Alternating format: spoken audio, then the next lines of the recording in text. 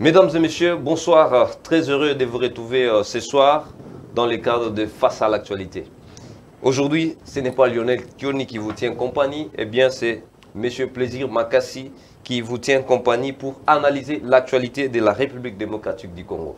C'est toujours pour nous un réel plaisir de nous retrouver devant vos postes téléviseurs pour partager des dernières nouvelles concernant l'actualité et analyser cela avec les acteurs politiques qui animent la vie politique au quotidien et qui sont là pour nous aider à comprendre aussi certaines choses, certaines questions auxquelles dans nos maisons nous ne parvenons pas à comprendre. Qu'est-ce que cela pourrait amener la République démocratique du Congo, mais au moins avec leurs initiatives, leur développement, on parvient à dénicher quelques idées par rapport à la marche de notre République. Eh bien, blocage au niveau de la CENI. À qui cela profite? Le président de la République ayant rejeté la balle au niveau de l'Assemblée nationale. Est-ce une solution pouvant conduire à trouver réellement les remplaçants de Corneille Nangaa, ou c'est juste une façon pour eux de gagner du temps afin de se construire ce qu'on peut appeler comme un bilan à présenter d'ici 2023? Ce sont des questions qui vont bel et bien trouver les réponses au cours de cette émission.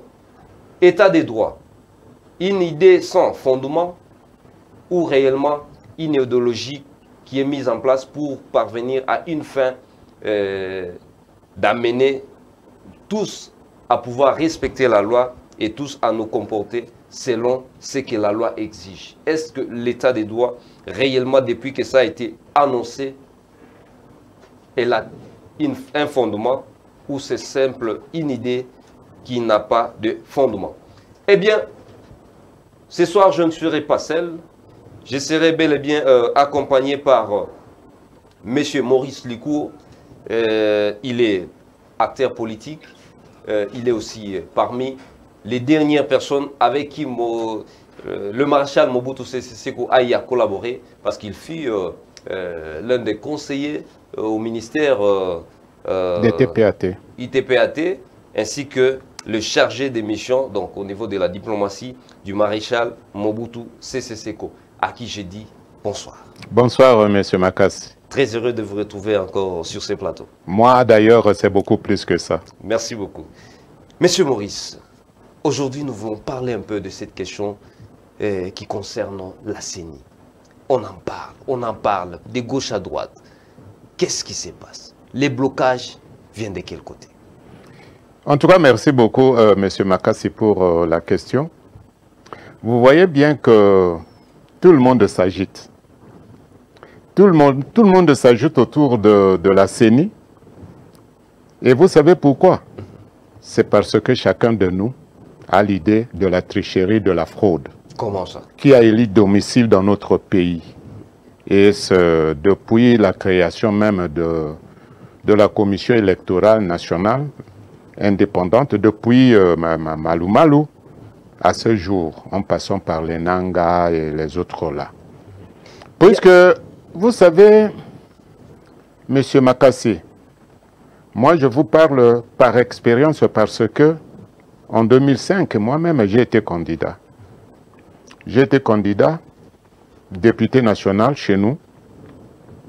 Eh bien, moi j'avais gagné une affaire de 5623 voix. Tandis que celui qu'on avait proclamé député, il n'avait que 2000 et quelques. Et comme il était du PPRD à cette époque-là, on l'avait proclamé, malgré les recours que moi j'avais introduits. En tout cas, il y a même, disons, un ami magistrat avec qui on était à l'université. Moi, j'étais à l'économie, lui, il était en droit. Il m'avait même soufflé à cette époque-là que, en tout cas, Maurice, je te conseille d'abandonner. Ça ne sert à rien parce que nous avons reçu des instructions. Donc, vous voyez que notre pays, c'est vraiment une grande malchance. C'est un pays envoûté. la malchance provient de quelque part? La malchance provient en ce sens que Dieu nous a dotés vraiment d'un paradis. Mais il a placé au-dessus de ce pays donc des gens qui ne méritent pas. Et comme souvent on dit que ce que Dieu donne à gauche, il vous retire à droite. Donc je crois que c'est vrai. Parce que si vraiment Dieu nous avait doté de dirigeants sérieux, je dis bien sérieux, notre pays, même lorsque M. Gabriel Mokia passe à la télé, il est en train de vanter l'Afrique du Sud, tout ça, oui. Mais si nous avions des gens sérieux, mais nous devrions être beaucoup plus que même Dubaï. Okay. Oui, M. Maurice, le président de la République, dernièrement aux États-Unis, au travers l'interview qu'il a accordée à notre confrère Marius, il dit la question de la CENI, c'est au niveau de l'Assemblée nationale. Lui ne s'immisce pas dans cette histoire-là. Est-ce une façon pour lui de rejeter la balle au niveau du bureau de la Chambre basse, ou c'est juste une réponse politique pour échapper à la réalité? Bon, vous voyez parfois tous les deux. Tous les deux, pourquoi? Parce que vous savez, tout est parti très mal lorsqu'il n'y avait pas eu entente entre les hommes de Dieu. Entre parenthèses, je dis bien les hommes de Dieu entre parenthèses. Pourquoi entre parenthèses? Parce que imaginez-vous que les hommes de Dieu devaient quand même nous donner l'exemple de l'amour entre eux. Il y a eu combien de confessions religieuses? Et tout le monde utilise la Bible comme, disons, l'outil de base. Donc, alors, avec seulement les confessions religieuses, lorsque ils ne s'entendaient pas pour désigner un seul candidat, vous voyez que tout était déjà faussé. Donc, on était très mal parti et je ne sais pas si on va vraiment aboutir à une conclusion qui va satisfaire tout le monde. Donc, par rapport aux agissements des confessions religieuses, les confessions religieuses ne sont pas parvenues à se mettre d'accord. Et jusque-là, donc les blocages vont demeurer et il n'y aura pas de solution. Bon, le blocage, non. Enfin, je peux dire que là où il y a les hommes, s'il y a quand même une petite bonne volonté, on peut toujours trouver une solution. Mais ici, chez nous, les choses trouvent des solutions, ce qui est baby. Vous voyez que lorsqu'il n'est pas encore trop tard, vous voyez même, je peux prendre l'exemple des routes. Lorsqu'il y a un petit trou qui commence à s'ériger sur la route, non, on ne répare pas. On attend à ce que toute la route soit complètement cassée pour que demain on puisse venir avec des engins, tout ça. La même chose même en politique. Une petite chose de rien du tout qu'on peut trouver une solution, même 2-3 minutes après, non. Vous allez voir, cette affaire-là de la CENI, ça date depuis quand? Jusqu'aujourd'hui, ça fait combien de mois? C'est quoi la raison de la mauvaise foi, l'incompétence, la jalousie, la haine. Nous sommes animés par la haine, nous les Congolais. C'est la même chose, vous voyez par exemple comme le cas de Moki avec ses immeubles. Et le cas par exemple des créances, nos créances à nous, de Moki et de moi. Vous croyez qu'on ne veut pas nous donner tout ça parce qu'il n'y a pas l'argent? Non, moté mamabé. Parce que lorsqu'on voit le chiffre, on dit, mais ce qui te paie, il va devenir, il va faire, il deviendra. Mais c'est son argent, ce sont ses immeubles. Ça y est. Ce n'est que parce que vous êtes de très mauvaise foi. C'est comme ça que notre pays n'avance pas, parce que 90% de ceux qui dirigent le pays sont des mauvais. Ce sont les incarnations de diable et de Satan. Oui, dossier maison, dossier créance, je crois qu'on en parlera aussi. Mais partons d'abord de cette question, nous voulons comprendre, par rapport à votre expérience et à votre façon de voir les choses, est-ce qu'à ce stade, il y aurait une option sans que nous puissions, pour trouver une solution, sans que nous puissions passer par le glissement? Mais c'est justement ce qu'on est en train de chercher de tous les deux côtés. À qui profiterait le glissement? À ceux qui cherchent le glissement, Qui sont ces-là? Mais vous les connaissez, ce sont tous ces acteurs politiques, qu'ils soient du pouvoir, qu'ils soient de l'opposition, tout le monde souhaite à ce qu'il y ait glissement.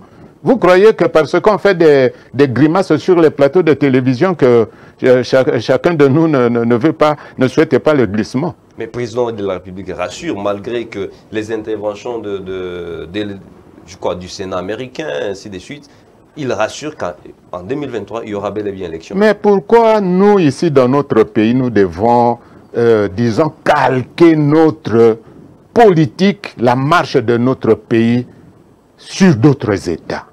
Pourquoi, après 61 ans d'indépendance, est-ce que nous trouvons ça normal? C'est-à-dire, nous sommes des sous-hommes. C'est vous les politiciens qui avez bradé le pays. Mais écoutez, tu vois, c'est comme ça que l'autre fois, moi, je vous avais dit, mais il ne faudrait pas que nous qui passons sur les plateaux de télévision, nous puissions exposer nos titres. D'ailleurs, j'aimerais même mieux les prochaines fois qu'on va réaliser des émissions avec vous. Appelez-moi seulement M. Likoun. Laissez tous ces titres-là de chargé de mission, de ceci, cela, de conseiller. Non, ça ne sert à rien. Votre parcours, ça vous colle. Non, ça ne sert à rien parce que vraiment, moi, je peux dire que voilà, je suis ceci, cela. Sur le plateau de télévision, je me vante.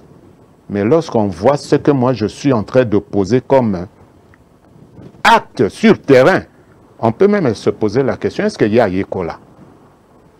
Donc, je prends cet exemple parce que notre pays ne mérite pas la situation que vous soulevez. La situation de CENI.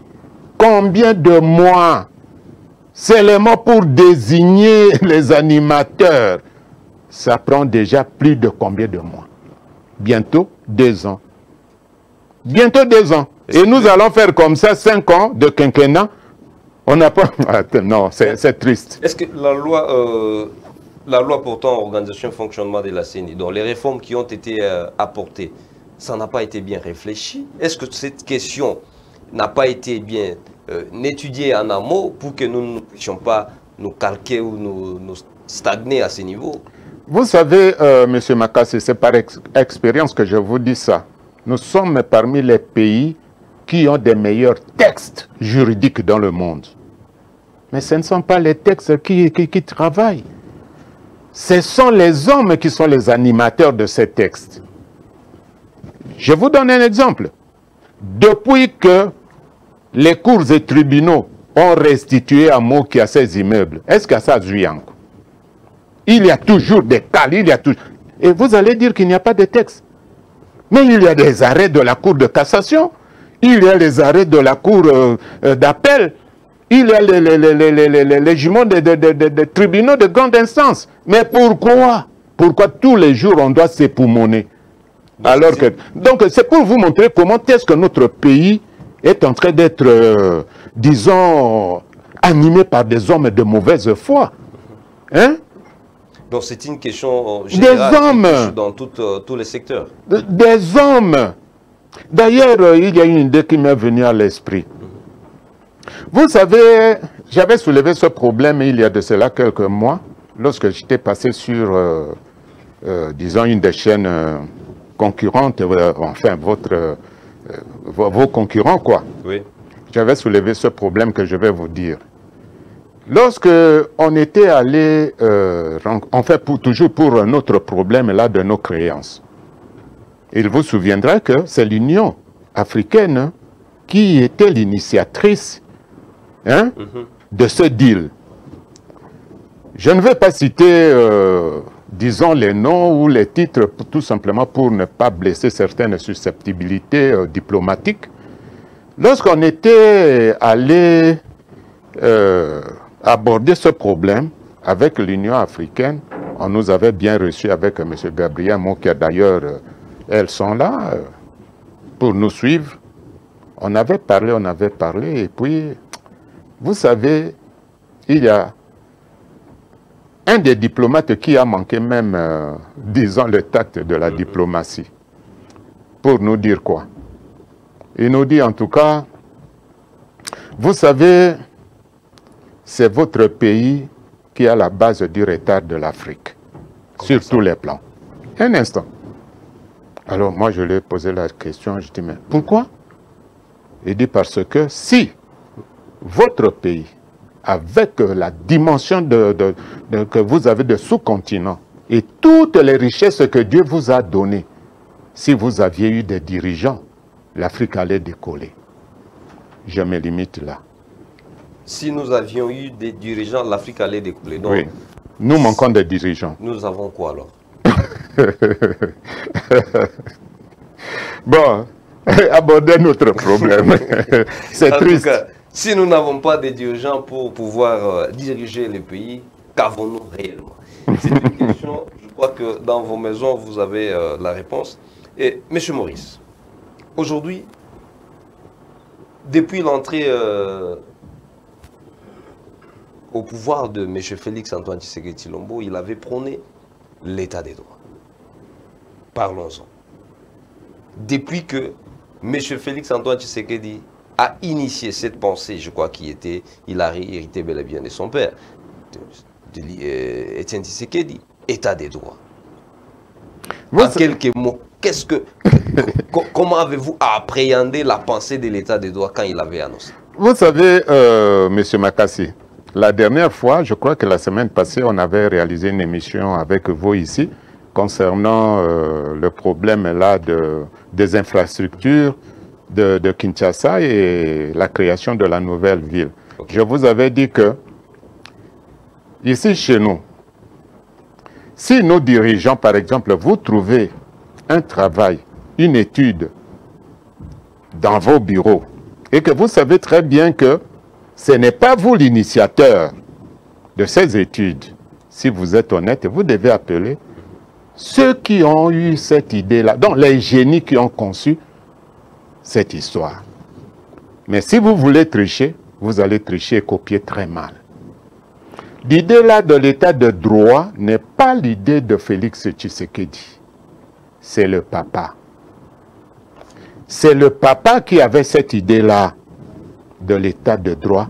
Et je crois que pendant toute sa lutte, il n'a fait que parler de l'état de droit. Donc lui, la conception de l'état de droit, ce n'est que lui qui connaît comment il pouvait aborder ce problème pour amener notre pays dans le véritable état de droit. Mais, un instant, mais comme son fils est venu hériter, je ne dis pas que ça vient de lui. Oui. Il a hérité cette idée-là, cette conception d'état de droit. Mais je peux dire, sans flatterie, puisque moi je vous ai dit que je n'ai jamais été dans l'école de flatterie, si réellement Félix Tshisekedi voulait réussir, ce concept-là d'état de droit et le calquer sur la société congolaise. Combien de fois M. Gabriel Mokia lui a toujours prodigué des conseils que vous ne réussirez pas parce que vous continuez à travailler avec les séquelles de Kabila. Les séquelles. Depuis que M. Félix Tshisekedi est arrivé au pouvoir à ce jour, il travaille avec qui? Il travaille tout le monde avec tous les hommes de Kabila. Que ce soit en politique, que ce soit dans l'armée, dans la police, que ce soit dans la magistrature, dans les entreprises publiques, je dis bien dans le fonctionnement même de l'État, puisqu'on dit État de droit. Ben, l'État lui-même est entre les mains des séquelles de M. Kabila. Alors comment est-ce qu'il peut réussir? Travailler avec les hommes qui ont eu à travailler avec Joseph Kabila, est-ce un péché? Non, ce n'est pas un péché. Alors, écoutez, ce n'est pas un péché, mais c'est aussi un péché. Comment? Ce n'est pas un péché, pourquoi? Parce que ceux qui méritent, puisque vous ne pouvez pas trouver toute une société de brebis galeuses. Non. Parmi les brebis, il y a toujours Pate Yamalam. Là, ils pouvaient trier. Mais ce n'est pas seulement le problème de notre pays. Non, c'est un problème dans tous les gouvernements du monde. Prenons le cas, par exemple, de la première grande puissance du monde, Joe Biden. aujourd'hui, il est président de la République, est-ce qu'il travaille avec les collaborateurs de Trump? Non. Il a fabriqué ses propres collaborateurs. Il a fabriqué. Parfois, il a pris une ou deux personnes qui étaient avec Trump sur base de leur technicité et de leur nationalisme. Mais quant à travailler avec tout le monde de Trump, non, ça ne peut pas se faire. Et ce n'est pas seulement pour notre pays, c'est partout dans le monde, c'est comme ça. Mais lorsque vous travaillez avec les collaborateurs de vos adversaires, vous dites que vous allez réussir. Enfin, ouais. moi personnellement, je ne sais pas quel pacte ils avaient eu avec ses prédécesseurs. Mais il ne peut pas réussir l'état de droit.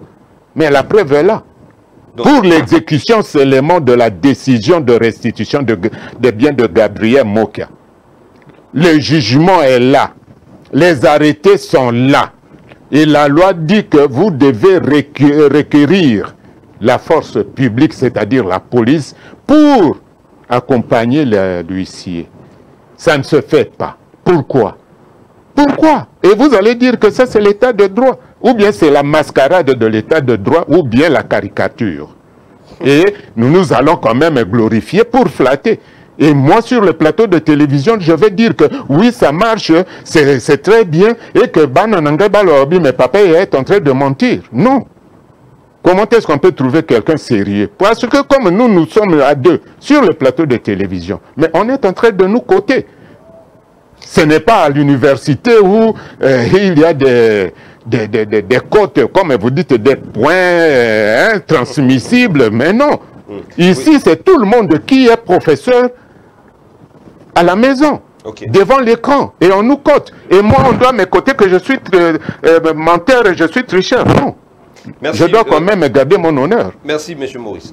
Prenons dans l'hypothèse ou dans les contextes où M. Félix-Antoine Tshisekedi avait été proclamé comme président de la République et confirmé par la Cour constitutionnelle. Dans ces contextes, avec 37 ans de son parti politique dans l'opposition, avec qui devrait-il travailler? Non, mais moi je ne suis pas de l'UDPS. Lui-même, il est de l'UDPS. Il a hérité de son père, l'UDPS. Lui-même, il peut répondre à cette question. Puisque moi, comme je ne suis pas de l'UDPS, même si je connais la réponse, je ne peux pas faire des commentaires. Ne pas travailler avec ceux qui ont travaillé avec Kabila. Avec qui devrait-il... Toute l'UDPS, il n'y a pas de crème. Je peux vous citer quelques-uns. Il y a par exemple les hommes comme les Moubake. Ils sont là. Moubake avait quitté déjà l'UDPS. Je vous dis, Moubake, il a l'UDPS dans le sang. Comme Bomanza, Jean-Baptiste. Comme les Yamba Yamba. Pour ne vous citer que quelques-uns. Mais ils avaient déjà quitté l'UDPS. Non. C'était déjà... C'est à peine qu'ils reviennent. Non, écoutez. Écoutez, moi je suis toujours avec Jean-Baptiste Bomanza. D'ailleurs, on nous appelait frères jumeaux. Demandez à tout le monde, tous ceux qui font la politique, ils vont vous dire qu'on nous appelait frères jumeaux. Qui a fait rentrer Jean-Baptiste Bomanza à l'UDPS? Mais c'est Félix lui-même. Lorsque Jean-Baptiste est allé en consultation, c'est lui qui a dit à Bomanza, dit non, tout le monde peut quitter, mais pas toi, parce que toi, tu es le porte-parole de l'UDPS, tu étais le collaborateur de papa. Parmi les fidèles des fidèles, tu dois rentrer. Bon, il est rentré à l'UDPS. C'était tout simplement pour amuser la galerie parce qu'il est en train de chômer. Et une crème comme celui-là, hein? Une matière grise comme Jean-Baptiste Bomanza, comme les Yamba Yamba, ils doivent chômer comme ça. Et vous voulez aller chercher où? Parce que les Liaou et les autres sont déjà morts. Et c'est moi qui dois conseiller aux gens de l'IDPS que Botala Batonabino, il y a Mayel et Bazali. Moi, je ne suis pas de l'IDPS, même si nous sommes des alliés, oui, il y a des limites pour les conseils. D'après vous, par rapport à ce qui bloque le fonctionnement de l'État des droits, ou la réussite de l'État des droits, hormis les anciens qui ont travaillé avec Joseph Kabila, quelle serait encore l'une des pilier qui bloquerait l'état des droits. Mais ce sont les juges, des cours et tribunaux, les magistrats qui bloquent. Et vous avez l'exemple. Écoutez, je suis en train de parler sur le plateau de télévision. Qui ne sait pas que Mokia passe tous les jours sur toutes les chaînes pour dénoncer justement cette mascarade-là d'état de droit qui se passe dans les cours et tribunaux? Tous les jours. Mais quelle est la réaction de ceux qui suivent, de ceux qui ont le pouvoir d'agir? Je crois bien que le fait est seulement que Mokia se plaint. Mais avec mon expérience, comme j'étais à côté du maréchal, les minutes qui suivent, le président de la République donne l'ordre, même secrètement, de Bolandelanga Nanoli Kambo et Zaline Dengenine. Est-ce qu'on le fait? Gabriel Mokia est-il abandonné? Pardon? Est-il abandonné? Ça, il est membre de l'Union sacrée. Mais il faut poser la question à M. Félix Tshisekedi, s'il a abandonné Mokia. Parce que cette même... Écoutez, cette même question que vous venez de soulever. Oui. Mais pas plus tard que le mercredi passé. Ce sont nos mamans Mongo qui ont bloqué Mokia en cours de route. Je ne peux pas citer là où on les a bloqués, sinon on Bango parce qu'elles vivent à partir de leur petit commerce là. Et on lui avait posé cette question. Mais vous défendez, Félix, nuit et jour, on vous suit. Mais talabo, même vos propres maisons, même vos propres créances. Puisque vous en parlez, nous avons aussi reçu certaines informations. Il y aurait aussi un groupe des Anamongo qui sont venus au Comment bureau toi du tu le président. sais? Nous sommes journalistes, bien sûr. Ils sont venus auprès du président de Mokia pour lui parler de ces mêmes dossiers. Oui. Bon, en fait, disons, je ne suis pas autorisé par Mokia pour vous dire ça. Mais de toutes les façons, comme vous me posez cette question sur le plateau de télévision, bon, je ne peux pas être impoli. Oui, effectivement, il y a eu une délégation des Maman Mongo et des Anamongo. Enfin, vous connaissez le regroupement là d'Anamongo qui était venu de Pakadjouma et d'ailleurs sont allés trouver Gabriel Mokia justement pour lui parler sur certains problèmes d'actualité. Et c'est comme ça que, enfin, sur base de ça, bon, moi personnellement, j'avais conseillé à M. Gabriel Mokia de se taire, de ne même pas faire allusion à ça pour ne pas susciter les démons qui dorment. Va-t-il les écouter ou va-t-il faire volte-face? Non, non, il les a écoutés et il a pris bonne note, mais seulement c'est sans commentaire. Merci, nous comprenons. Et il n'allait pas beaucoup plus loin. Nous comprenons effectivement. Donc, nous vous laisserons. Au moment opportun, je crois que vous nous en direz encore plus. Non. Non. Non. Ça, ce sont de la cuisine interne entre Gabriel Mokia et ses sœurs de l'Équateur. C'est vrai. Ok. Mais parlons de ces dossiers maison. Dernièrement, hormis tous ces jugements dont il possède en sa faveur pour que la Banque centrale soit déguerpie, ainsi que l'IAC soit déguerpie, il y a aussi un autre dossier. Le paiement des loyers, l'ISC a été condamné, il devrait lui verser, je crois, 14 millions. Et à la dernière minute, il y aurait eu tierce opposition, quelque chose boutiqué apparemment. Qu'est-ce qui s'est passé? Moi, je vois que vous êtes malin, monsieur. Enfin, excusez-moi le terme, hein, après tout, on est des amis.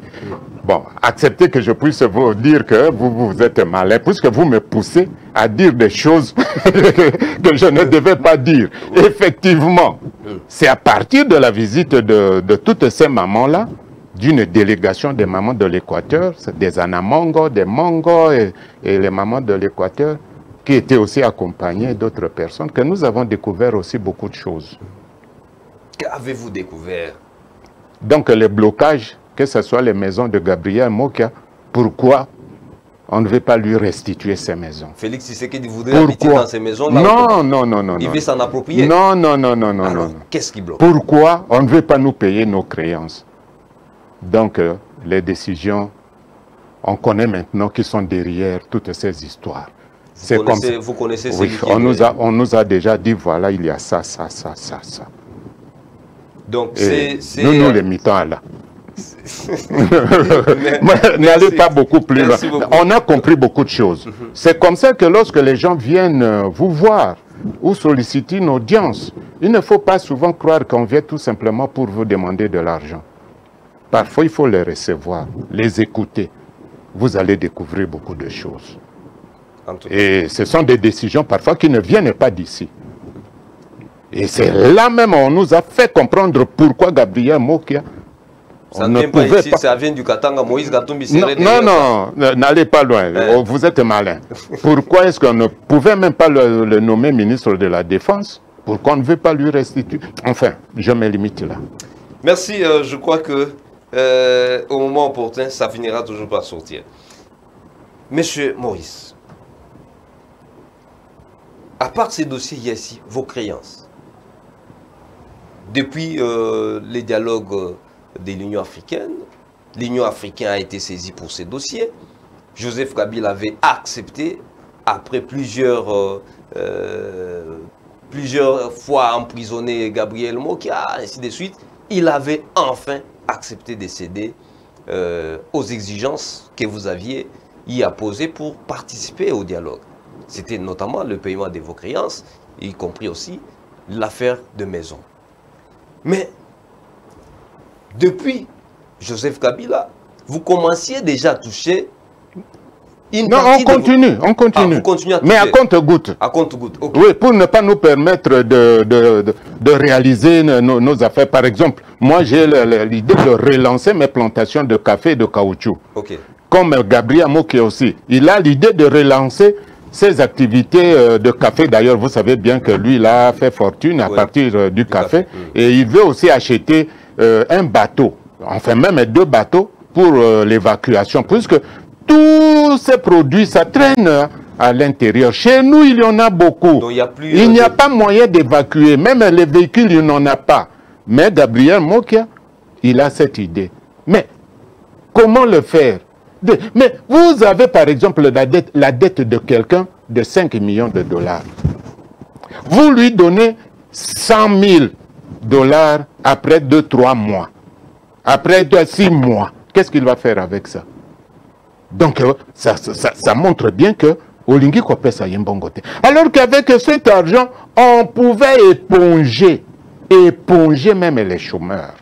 Mais lorsque vous parlez avec ces gens, mon cher frère, Makassi, vous êtes en face de lui, vous voyez la mauvaise foi qui se lit même à travers les yeux. La mauvaise foi est produite par... On vous donne des chiffres que voilà, nous avons réalisé autant. Nous avons réalisé autant.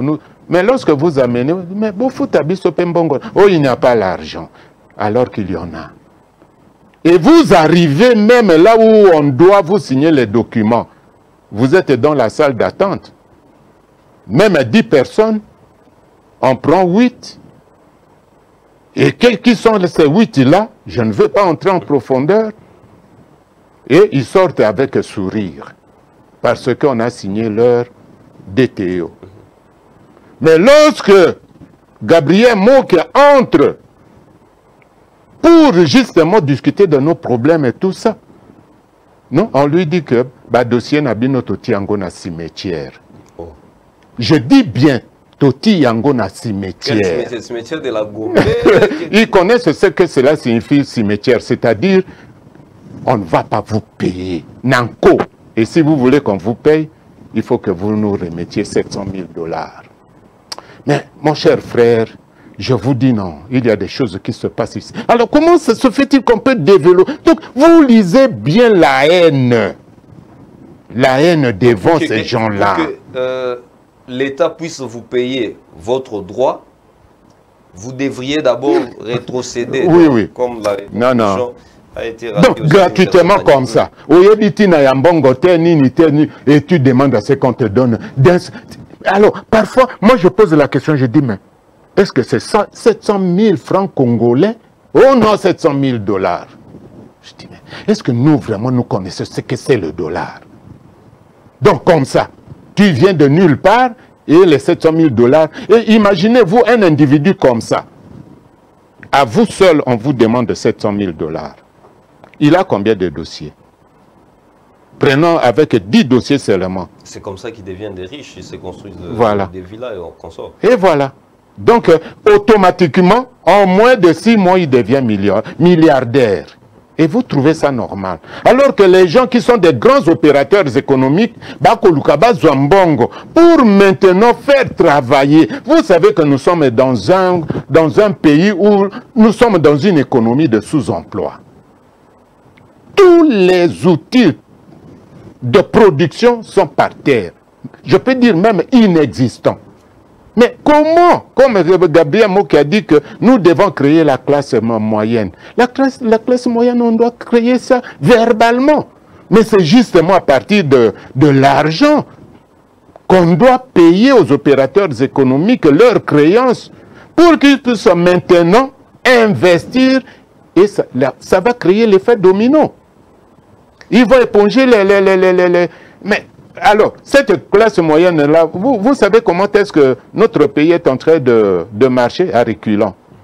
Vous allez trouver la classe moyenne plutôt. On favorise les Libanais.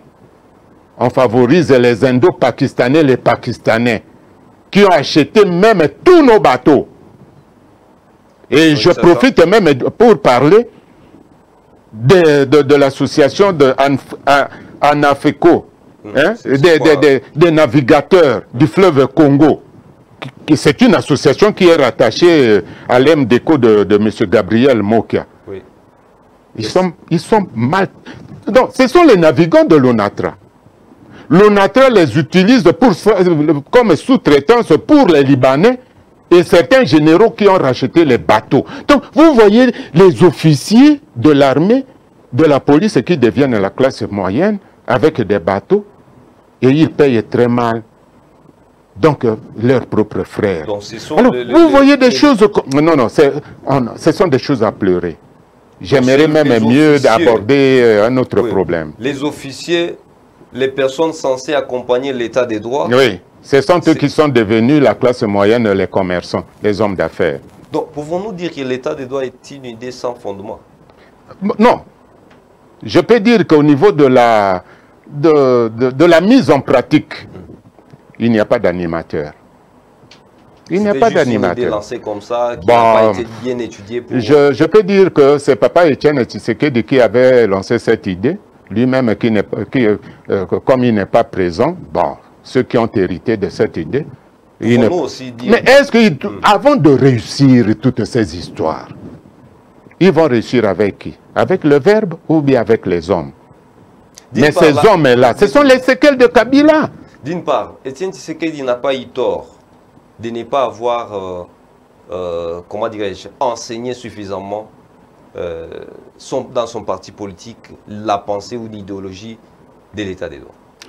Bon, vous voyez, hein, moi je vous parle en tant que j'étais toujours avec le maréchal et avec Papa Etienne. Moi je dis que ce sont des patrimoines de notre République. Et j'ai toujours dit que tous les deux constituent des écoles.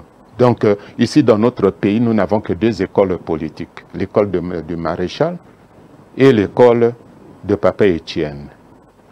Mais seulement, dans ces deux écoles, il n'y a pas eu des élèves ou des étudiants qui ont pu maîtriser, disons, les idées fondamentale de ces deux hautes personnalités de notre pays. Donc, ceux qui évoluaient aux côtés de ces deux hommes ne voyaient que leur intérêt. Mais pour capitaliser donc les atouts de ces deux hommes, non, je ne crois pas. Et c'est comme ça que vous voyez, depuis le départ de Papa Etienne, vous veniez de poser la question sur l'alternance au niveau de l'UDPS. Je vous ai dit que je ne peux pas répondre à ça puisque je ne suis pas de l'UDPS. Cela ne veut pas dire que je suis en train de fuir la question. Mais ce n'est que parce que si j'essaie de faire des commentaires, je serai obligé de dire la vérité qui vont blesser certaines personnes. L'UDPS n'a pas des hommes comme c'était à l'époque des l'IA. Merci beaucoup. Partons de ça. Il y a une pensée qui, l'on dit souvent, il n'y a pas de mauvaises troupes, il n'y a que des mauvais chefs. Bien sûr. Comme les wagons. Les wagons ne sont pas malades. Ce sont les locomotives qui sont malades. Donc Maréchal Mobutu et Etienne Tshisekedi ont été des mauvais exemples pour la pays? Non, au contraire. Au contraire. Bon, bien souvent, lorsque je fais des émissions avec vous, même à la sortie, même tout ça, même vous tous ici, parfois vous me dites, ah, en tout cas, Vieux Maurice, en tout cas, félicitations. Mais non, on ne savait pas ça. Ah, non. Mais vous êtes une bibliothèque, ceci, c'est... Qui a fait de moi que je puisse connaître quelque chose? Mais c'est le maréchal. Parce que j'étais avec lui et en même temps, j'étudiais, je copiais, je faisais des exercices, donc comme on dit les TP à l'université. Tandis que d'autres personnes étaient là, ils faisaient seulement les calculs pour avoir comment trouver l'argent. C'est la même chose avec les hommes de l'UDPS.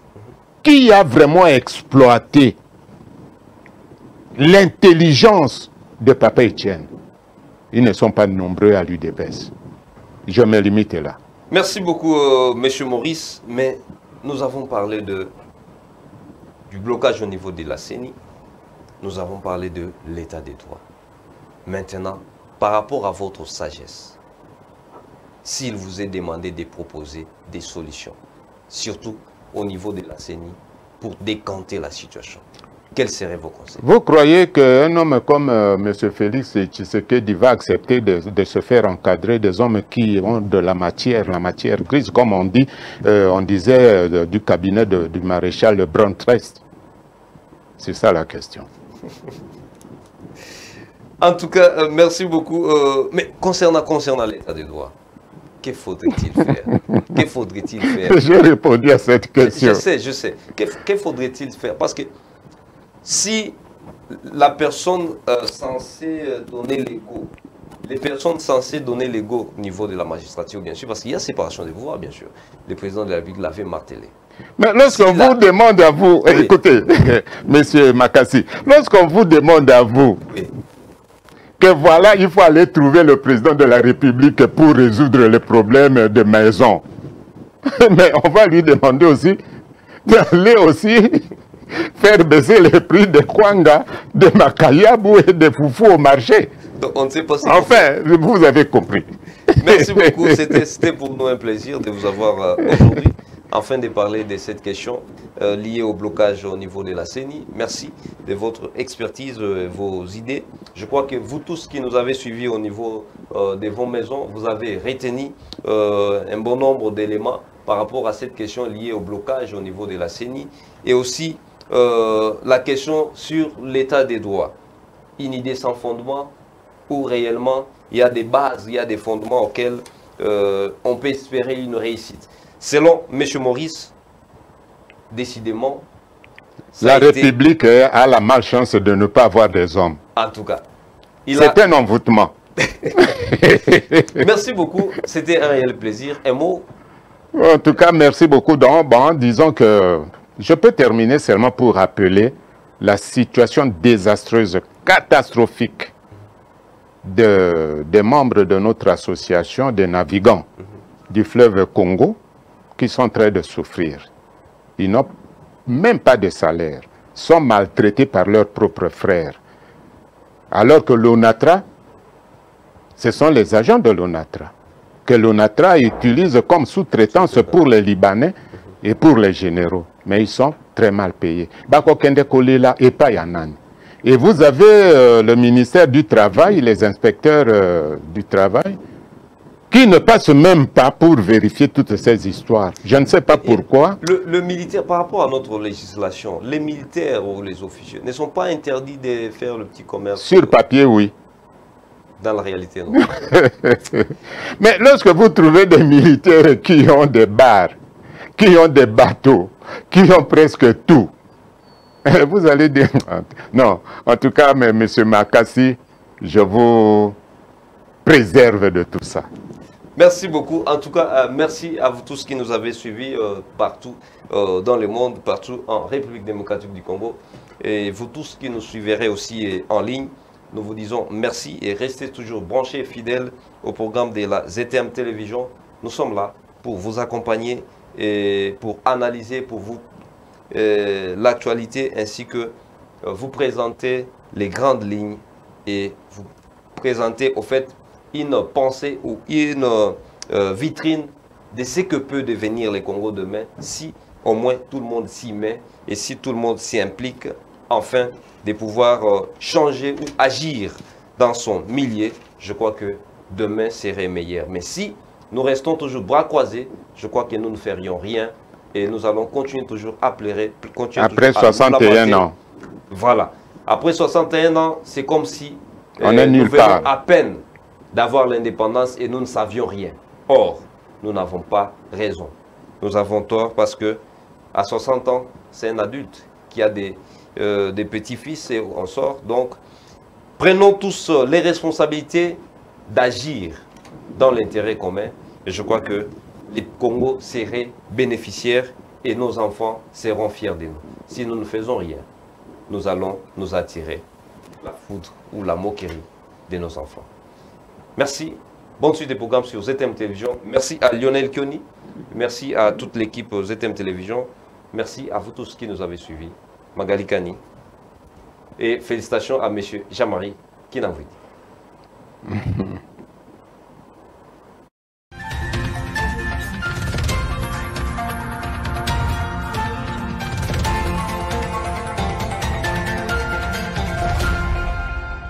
Audio Jungle.